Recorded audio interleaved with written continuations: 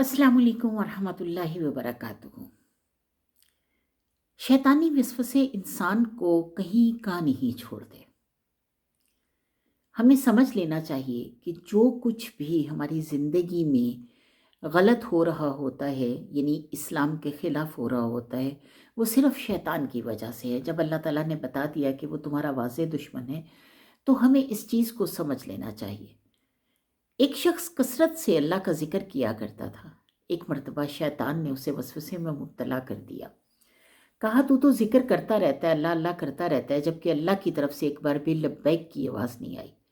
फिर यकतरफ़ा मोहब्बत की पींगे बढ़ाने का फ़ायदा।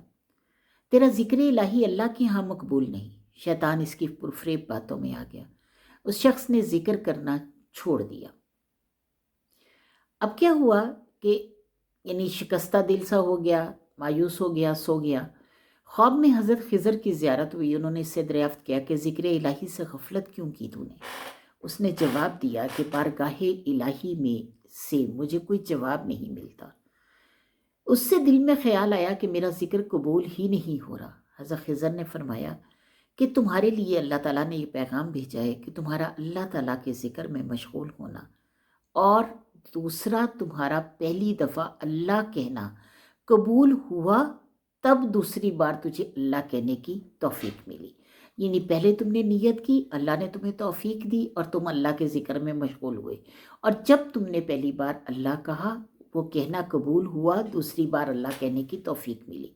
तुम्हारे दिल में जो सोज़ो गुदास है और मेरी चाहत, मोहब्बत और तड़प है, यही तुम्हारे ज़िक्र की कबूलियत की निशानी है।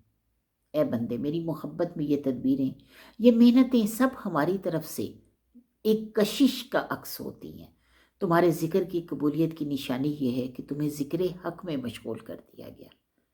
एक जाहिल, गाफिल ज़िक्र हक़ और दुआ मांगने की तौफीक से महरूम रहता है।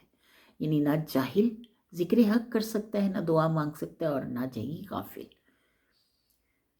तो कोशिश ये करें कि जब अल्लाह ताला ने आपको तौफीक दी तो उस तौफीक का भरपूर फ़ायदा उठाएं, और समझ लें कि अल्लाह की ही दी हुई तौफीक की वजह से मैं इस काबिल हुआ कि अल्लाह का ज़िक्र कर सकूं, और अगर मुझे अल्लाह तौफीक ना देता तो शायद मैं कभी ज़िक्र कर ही ना पाता।